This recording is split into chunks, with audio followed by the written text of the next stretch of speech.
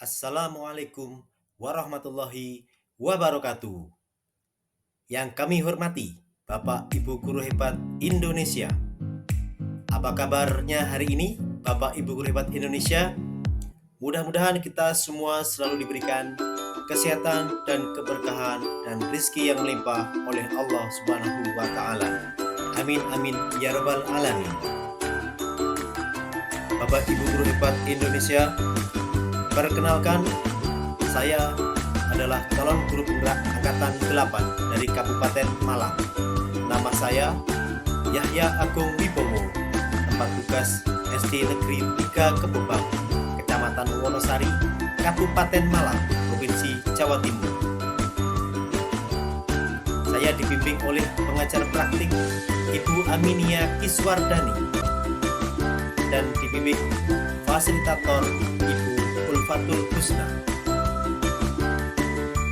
Izinkan pada kesempatan kali ini saya menyampaikan koneksi antar materi modul 2.1 mengenai pembelajaran berdiferensiasi. Pertanyaan pertama, apa yang dimaksud dengan pembelajaran berdiferensiasi? Pembelajaran berdiferensiasi adalah usaha guru untuk menyesuaikan proses pembelajaran di kelas untuk memenuhi kebutuhan belajar individu murid, atau dapat diartikan juga sebagai serangkaian keputusan masuk akal atau common sense yang dibuat oleh guru yang berorientasi kepada kebutuhan murid. Pembelajaran berdiferensiasi maksudnya pembelajaran untuk memenuhi kebutuhan belajar semua murid, bahwa setiap anak adalah unik dan memiliki kodratnya masing-masing. Tugas kita sebagai guru adalah menyediakan lingkungan belajar yang memungkinkan setiap anak untuk dapat tumbuh dan berkembang secara maksimal sesuai dengan kodratnya masing-masing, dan memastikan bahwa dalam prosesnya anak-anak tersebut merasa selamat dan bahagia. Pembelajaran berdiferensiasi merupakan pembelajaran untuk memenuhi kebutuhan belajar semua murid, di mana murid memiliki keberagaman, baik latar belakang, bahasa, minat, serta kesulitan belajar. Berikutnya, perbedaan layanan kebutuhan murid. Tugas kita adalah melayani murid dengan segala keberagaman, serta menyediakan lingkungan dan pengalaman belajar terbaik bagi mereka. Berikutnya adalah learning gap atau kesenjangan belajar yang terjadi karena murid memiliki karakteristik yang beragam dengan keunikan, kekuatan, dan kebutuhan belajar yang berbeda. Tentunya perlu direspon dengan tepat, di mana pencapaiannya ditunjukkan murid tidak sesuai dengan potensi pencapaian yang seharusnya dapat ditunjukkan oleh murid tersebut. Dan berikutnya, kaitan dengan standar pendidikan nasional, kualifikasi kemampuan lulusan yang mencakup sikap, pengetahuan, dan keterampilan yang harus dikuasai oleh peserta didik setelah menyelesaikan masa belajarnya di jenjang pendidikan tertentu. Pembelajaran berdiferensiasi akan memungkinkan guru memaksimalkan potensi peserta didik dengan meminimalisir kesenjangan belajar atau learning gap melalui proses identifikasi kebutuhan belajar murid yang tepat. Pertanyaan berikutnya, bagaimana hal ini dapat dilakukan di kelas? Pembelajaran berdiferensiasi dapat dilakukan di kelas dengan cara yang pertama, menentukan tujuan pembelajaran yang didefinisikan secara jelas. Yang kedua, bagaimana guru menanggapi atau merespon kebutuhan belajar seluruh muridnya. Yang ketiga, lingkungan belajar yang mengundang murid untuk belajar. Keempat, manajemen kelas yang efektif. Dan yang terakhir, penilaian berkelanjutan. Berikutnya, jelaskan bagaimana pembelajaran berdiferensiasi dapat memenuhi kebutuhan belajar murid dan membantu mencapai hasil belajar yang optimal. Sebelum melaksanakan pembelajaran berdiferensiasi, guru dapat mengkategorikan kebutuhan belajar murid berdasarkan 3 aspek. Yang pertama, aspek kesiapan belajar atau readiness murid. Yang kedua adalah minat murid. Dan yang ketiga adalah profil belajar murid. Di mana kesiapan belajar atau readiness murid adalah kapasitas untuk mempelajari materi, konsep, atau keterampilan baru.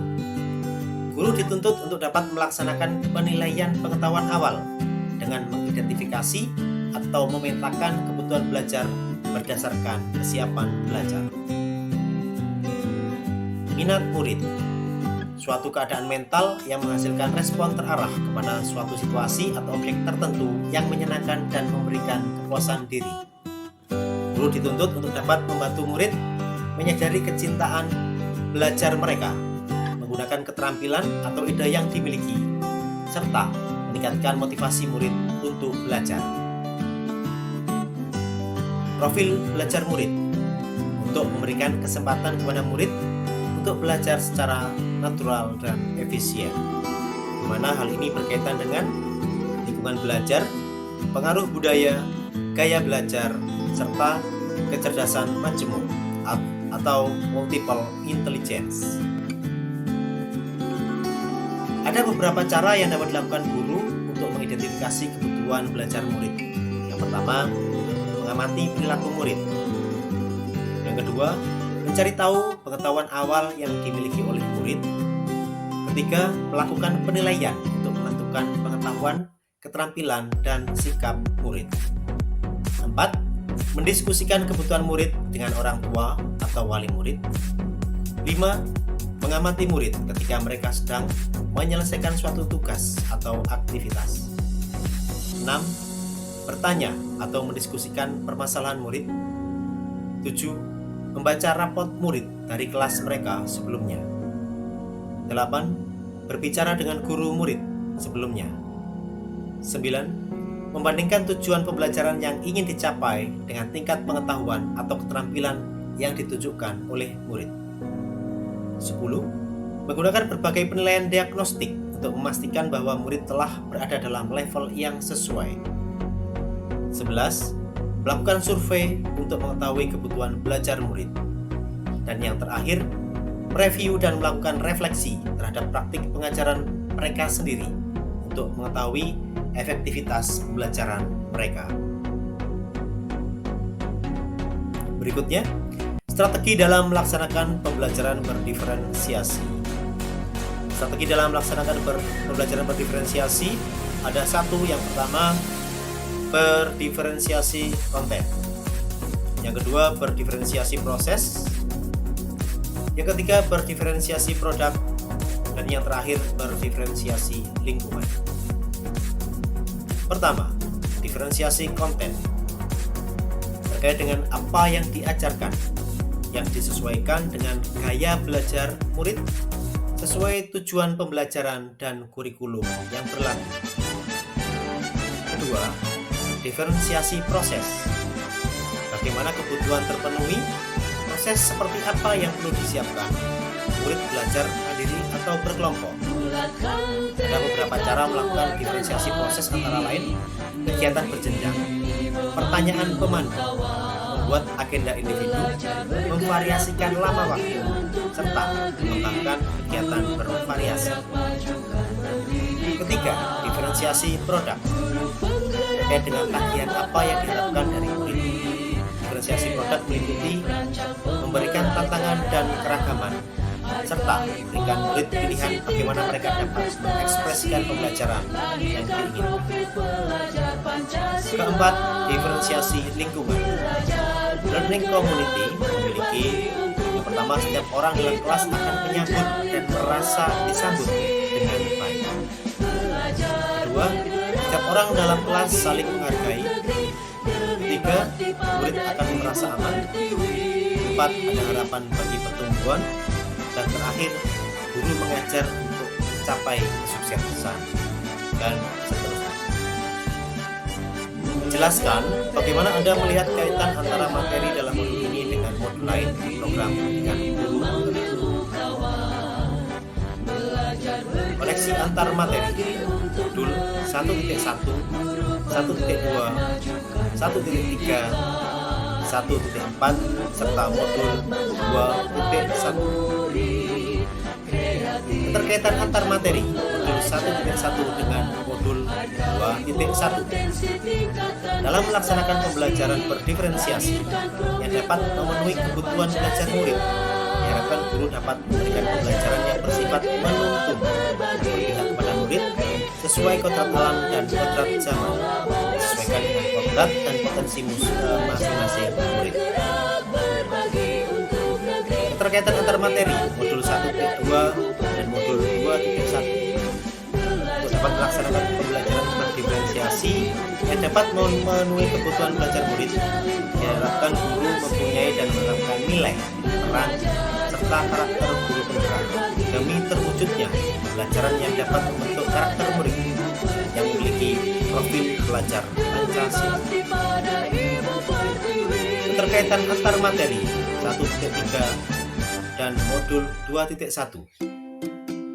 Pembelajaran berdiferensiasi merupakan salah satu langkah dalam mengejawantahkan dari visi sekolah yang sudah dibuat, yang bertujuan mewujudkan pembelajaran yang berpihak kepada murid. Keterkaitan antar materi modul 1.4 dan modul 2.1. Sebelum pelaksanaan pembelajaran berdiferensiasi, sebaiknya guru menerapkan budaya positif di sekolah dan ada sebuah kesepakatan keyakinan kelas yang dibuat dan disepakati bersama terlebih dahulu. Setelah keyakinan kelas terbentuk, diharapkan guru dapat melaksanakan pembelajaran sehingga proses pembelajaran dapat berjalan sesuai dengan tujuan yang sudah ditetapkan. Keterkaitan antar materi modul 1.4 dan modul 2.1. Sebelum pelaksanaan pembelajaran berdiferensiasi, sebaiknya guru menerapkan pembiasaan budaya positif di sekolah dan membuat sebuah kesepakatan keyakinan kelas yang dibuat dan disepakati bersama terlebih dahulu.